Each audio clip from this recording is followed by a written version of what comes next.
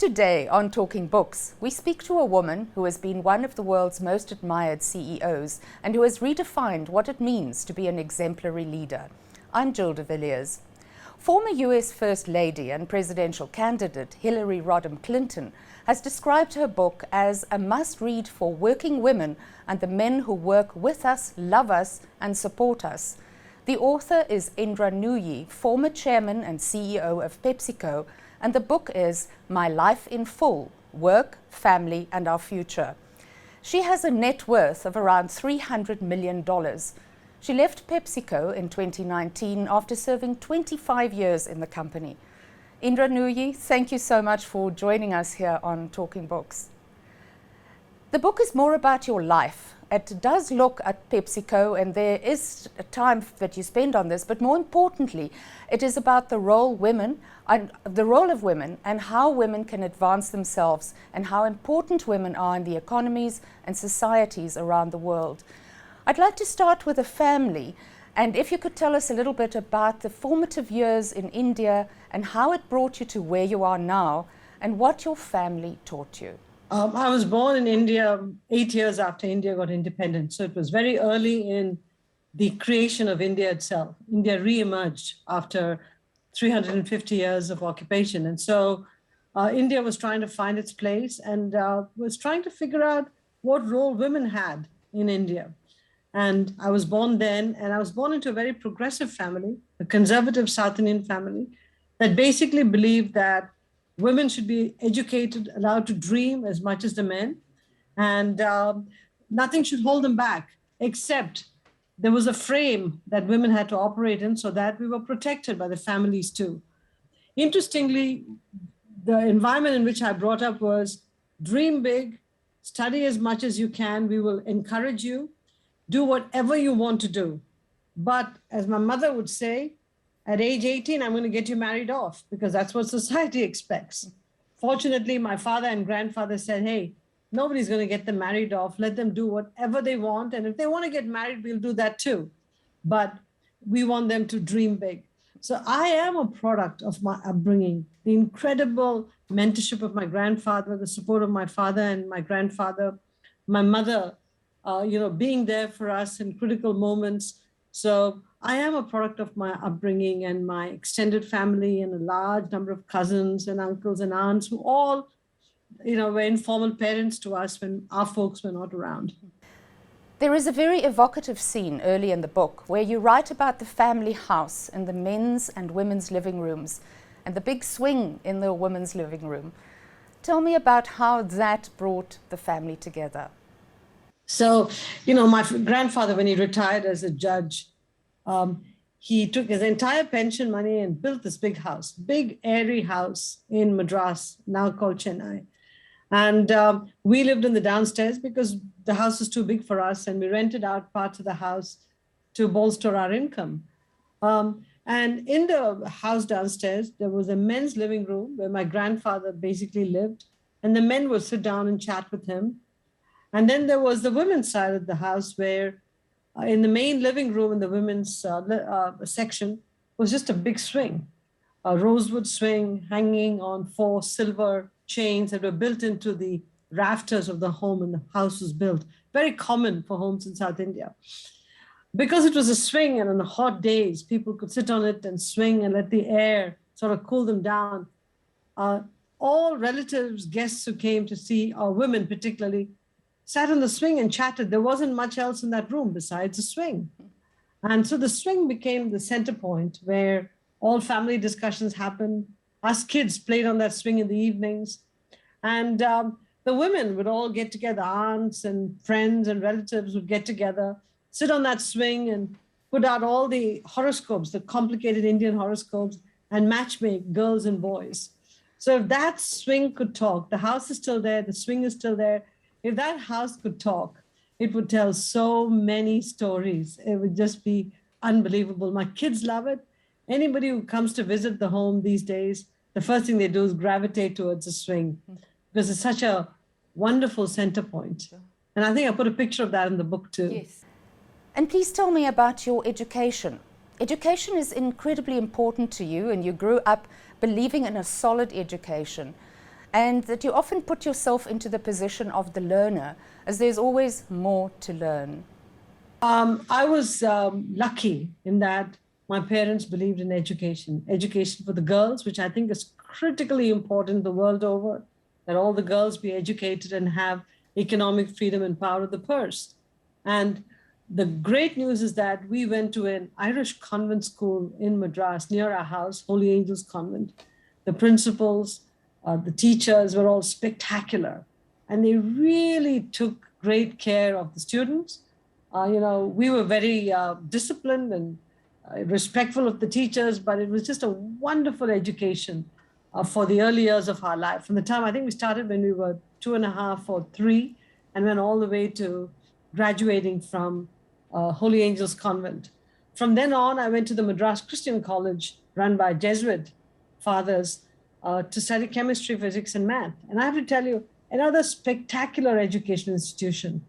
So between these two institutions, I was educated extremely well, and I consider that very lucky because I had the benefit of great teachers, disciplined mentoring, and people who helped me after school or after college to remedy any outages I may have had in my education. For example, I struggled a bit with advanced maths, and there were people who were brought in to help and tutor me to fill those gaps.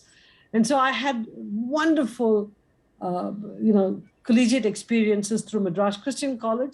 And then I went on to the Indian Institute of Management in Calcutta to do my MBA, a very tough school to get into. I was lucky to have passed the entrance exam and gotten into it. So I'm a product of a good upbringing and outstanding education, which all went together. And so I thank my parents for giving me that opportunity. And then there's moving to America and going to Yale. When I graduated from in the Indian Institute of Management in Calcutta, I was all of 20 years old. So I went through high school, college, and my MBA program in India way too young. 20 years old, started to work in India, worked for 2 years, and then I got the bug to go to the United States. All my friends had come to the US to study. They were telling me how wonderful it was, a place where innovation was thriving, entrepreneurship was thriving, new ideas, cultural breakthroughs, music, arts, everything. And they kept telling me, look, Indra, the kind of person that you are, you belong here. You can truly thrive here. And so I wondered what my place was in America. And I realized that in my heart, I was a person driven by purpose. I wanted to do good for society. I wanted to contribute. And by chance, I happened to read an article about a new school that was opened by Yale called the School of Organization and Management, which blended the public and private sectors. And the degree was called the Masters in Public and Private Management. I applied, didn't think I'd get in. I got in, and then I was given a combination of loans, work from work programs, and then some scholarship money to attend Yale. And I did in 1978, and I was here for 2 years in New Haven. And again, I was lucky to come into the greatest business school that blended all sectors, met incredible people, had great mentors, my professors. I mean, don't forget, I did my work too, but I had a great start in the US through Yale. And then when you started your career, you went into management consulting, and you say that that is the best springboard to get into big business. Yeah, it takes a special kind of person to go into management consulting. Everybody is not suited to management consulting. It's tough, it's long hours, it's a lot of travel, and it requires you to understand businesses at the highest level and at the lowest granular level. So you've got to learn to zoom in and zoom out of businesses. And what consulting does for you is, because you're working with such a high-powered group of people and you're learning so much, it adds about 5 or 6 years to your corporate career, as if you've been in a corporate job for 5 or 6 years more than you really have been. It jumpstarts your life, and any situation you go into, you can quickly acclimatize yourself because you've developed a way of thinking when you were in a consulting firm, especially a good consulting firm. And on top of that, consulting, at least Boston Consulting Group, which I was a part of, which I think is one of the most ethical consulting firms that exists today. The amazing thing about BCG was that they taught me also never to walk away from the truth. They said, even if it's a difficult message to give the client, speak the truth and figure out a way to sell in the truth. Don't do what's expedient, do what's right. And so I learned all about truth telling the right way, conclusions driven by analytics. It was a great experience, Jill. I never trade all that in for anything in the world. And then you combined all of this, and I want to talk more about PepsiCo as well and the development of your career, but let's bring the family in here again and about being a mother and combining these two and making a success. I know we talk a lot as women about balancing our careers and our family lives, but you have a refreshing new view on this. Well, I've dropped the word balance. I used to think the word balance existed. Mm-hmm. I've dropped it. Mm. It's a kind of a juggling act when you're looking at work and family and all other priorities that creep into your life, especially as a woman who tend to be burdened with a lot more responsibilities. You can never really balance, because balance suggests that everything is in a sort of equilibrium. It never is. You might start the day planning to do a bunch of things. By the time the first hour passes, 2 other crises have come up at work or at home that demand only mom. If for some surprising reason, the kids only want mom. And so you end up juggling constantly 4 or 5 balls in the air and hope that the most important ones don't fall. And I want to be clear, some will fall, but just make sure the most important ones do fall. And the key thing is, us as women should not beat ourselves up about it. There were times I did. We cannot afford to beat ourselves about it because we have to recover quickly and go on to the next thing. And so my whole life was about trade-offs, juggling, figuring out how to co-opt support to able to keep these balls in the air. And also feeling like I was never perfect at anything. I'm never the perfect daughter, never the perfect mom, never the perfect CEO or executive. But it doesn't matter, you cannot be perfect at everything. So you've got to let go of perfection and somehow juggle these balls in the air to a point where you are happy with the choices you make. You're this incredible role model to women. And just looking at your public persona from the outside, it looks as if things came easily to you, more easily than to most women. Nothing is easy, Jill. I want to be very honest with you. I can't think of any family that's perfect. Families are messy. Marriages have their own challenges. It's how you handle the challenges and move forward. And so, this book was not that kind of a book where you talk about that level of detail. It's more about the lessons that I derive from it. We've had tough situations as a married couple. I had tough issues with my kids, but the fact of the matter is that is part of life. And how you support each other. I mean, during the toughest days of our life, my job or something on the personal side, my husband and I decided on one thing. We would always support each other. And the sanctity of our marriage was more important than anything else. So in our worst times, we came together rather than go apart. When we had to deal with issues with kids, we'd spend some time blaming each other, but at the end of the day, we'd come together because we know that together we were stronger than apart, because the family, our marriage was more important than anything else. And so I think that's why we've remained married all these years. And the kids have this confidence that whatever happens, the parents will always be together, because that's a commitment we made to each other. If I can talk a bit about overcoming stereotypes and biases in the workplace and setting about achieving a higher level corporate position and fighting for this, how did you do it? Well, when I came into the workplace in the US, I was among a small handful of women in senior positions. So I looked so different. I was an immigrant woman of color from a developing market. So I was a complete anomaly in the boardrooms and senior executive ranks. But what surprised me is that the people who were there, the ideal worker of the past, who were all one kind of person, actually reached out and welcomed me. They wanted me to succeed. Most of them wanted me to succeed. They gave me a helping hand. They mentored me, they coached me, they developed me. So I'm grateful for those. However, I must say, I also faced acts that made me angry when people roll their eyes when I'm talking or talk over me without even caring about the fact that I was still talking and they might have waited for me to finish what I was saying. Or if I said something, they'll say, oh, that's so theoretical. And if a guy said the same thing, they'd say, oh, that's such a brilliant idea. So in the early days, I bit my tongue and I just, stewed in private.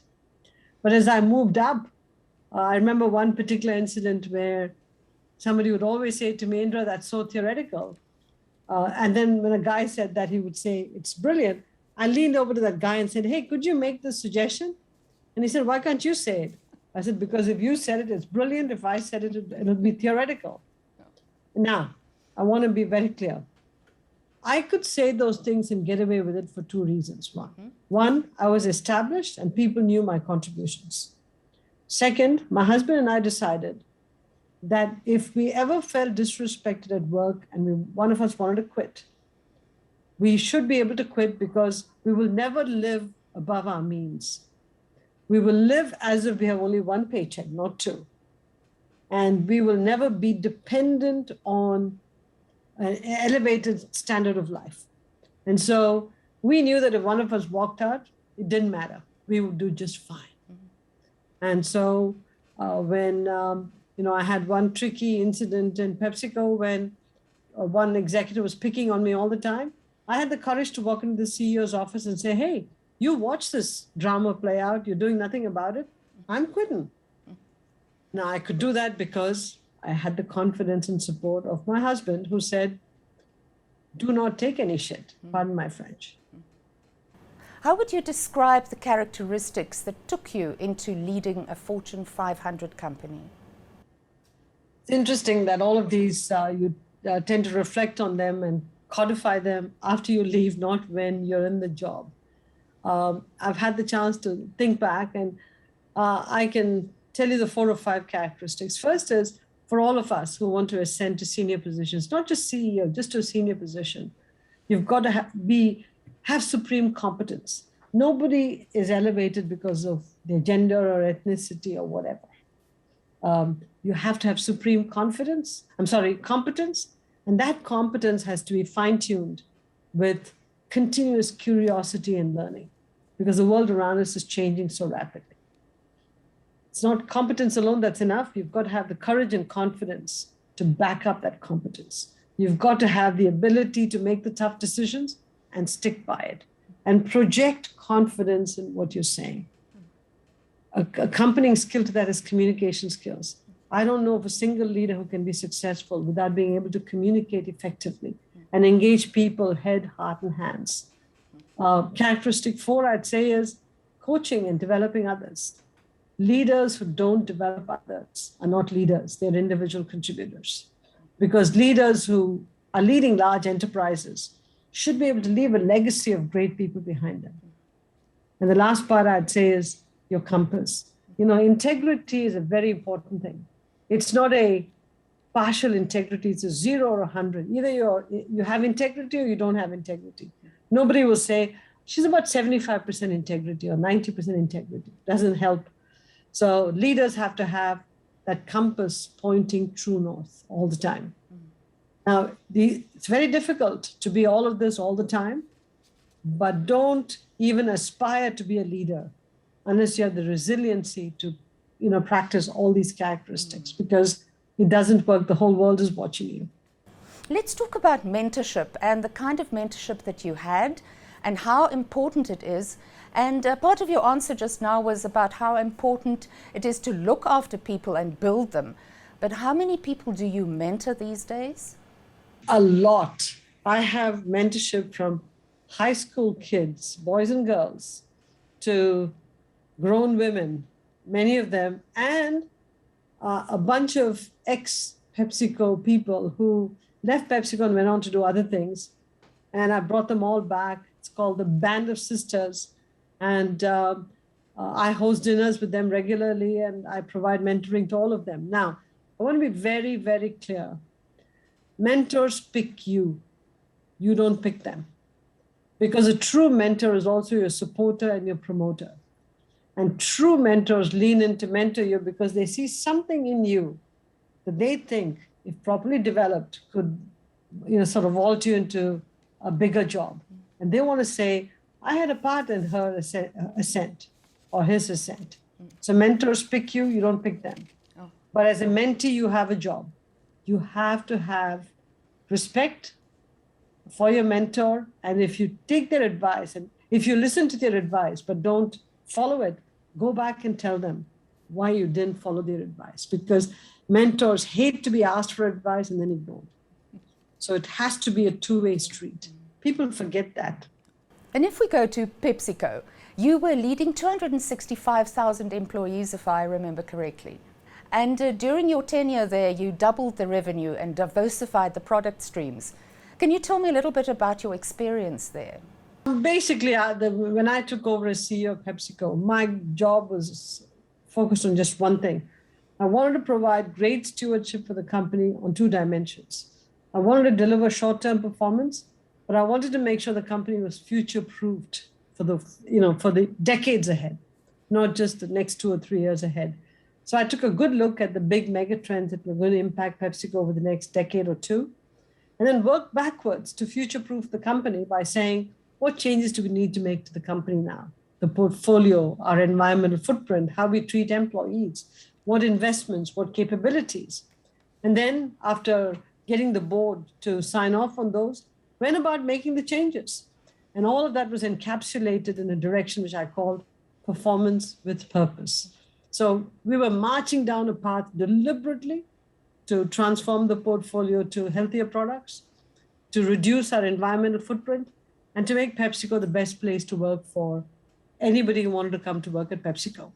And that's what led to two things. One, a successful performance the time I was there, but more importantly, the legacy continues.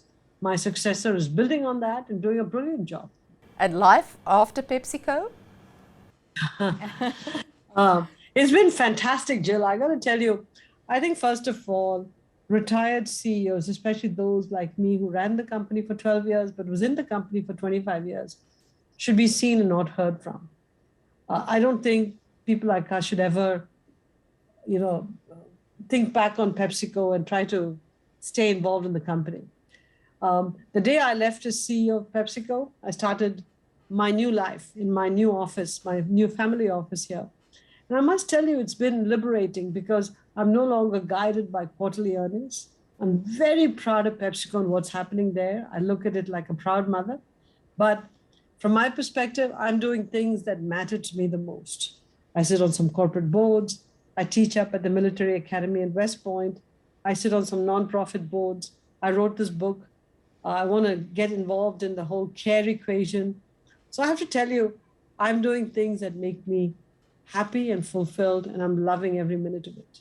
Let's talk a little bit about your opinion on the role of women to build societies, to build economies, and how they need support to do this.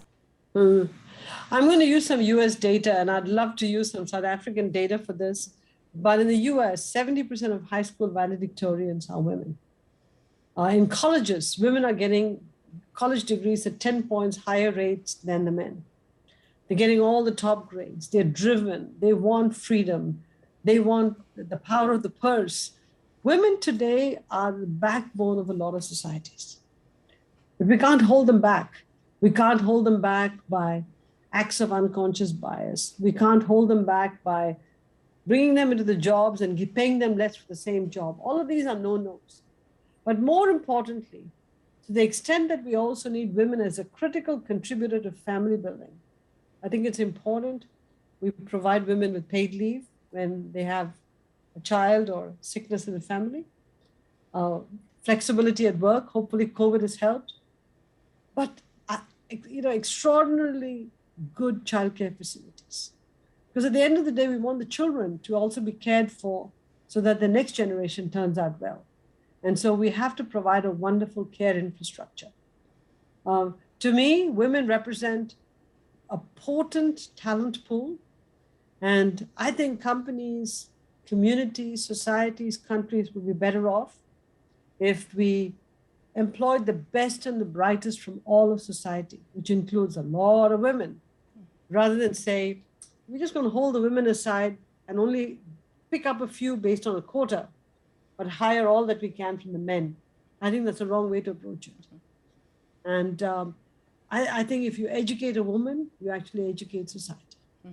In the past, there was this saying, behind every successful man, there is a strong woman. Is the opposite also true? Does a woman leader need a strong, good man behind her to reach the summit? Not necessarily. In some leaders, there's a man. I wouldn't even say behind. I would say whether it's a man or a woman, I think it's got to be viewed as a partnership, both working together. You know, I think that both husband and wife, in whoever has an important job or just a job, doesn't matter. Both husband and wife should realize that when they come into the home, they are equal partners. And doesn't matter who's doing a bigger job or a smaller job, responsibility for the family and the kids are an equal responsibility. In fact, one of the things I admire is a lot of single mothers who go through so much to do a job outside the house, and they come home, they take on the mantle of being the chief caregiver, the chief breadwinner, the chief teacher, the coach, whatever at home, and how they keep themselves together. I don't know, Jill, really. I am in awe of those women. As we draw to a close in this interview, I'd like to ask you about making yourself indispensable and bringing value to wherever you are. Well, you know, one of the things I learned is that you're valuable if people understand your proposition. I think, especially as you ascend to senior management positions, what you've got to carve out for yourself is your own brand proposition. What are you going to be known for? What would people say when they talk about you behind closed doors? Would they say, person X is outstanding at doing this, it's a critical skill we need? Or are they going to say, yeah, this person's a good worker, shows up at work, does the work and leaves? Those are all, you know, key employees. But if you want to move up this very narrow pyramid, your brand proposition should be clear, and you should be working hard at reinforcing it all the time. Now, you don't have to go scream it from the rooftop saying, hey, here's my proposition. Interestingly, at senior levels, other people define your brand proposition. You don't have to define it. And they define it based on the contributions you're making to the company. So I would encourage everybody in sort of if the CEO is N, up to the N minus two levels below the CEO, sit back and ask yourself, what are my contributions to the company? Are they meaningful? Are they important? How am I going to make sure I keep upgrading my skills so I can continue to be such a phenomenal contributor to the company? It's a challenge, but I think we all have to do it, because very often we're just another employee, which is still needed. But then when we don't ascend to bigger positions, we wonder why we didn't. You've got to think about what's your breakout skill that makes you desirable in the next level of leadership and the next level of leadership. Thank you so much for your time and insights, Indra Nooyi, and for being a great inspiration to women around the globe. The book is My Life in Full, Work, Family, and Our Future. Indra Nooyi, again, thank you so much for your time and for talking to us here on CNBC Africa. And then from us, it's goodbye.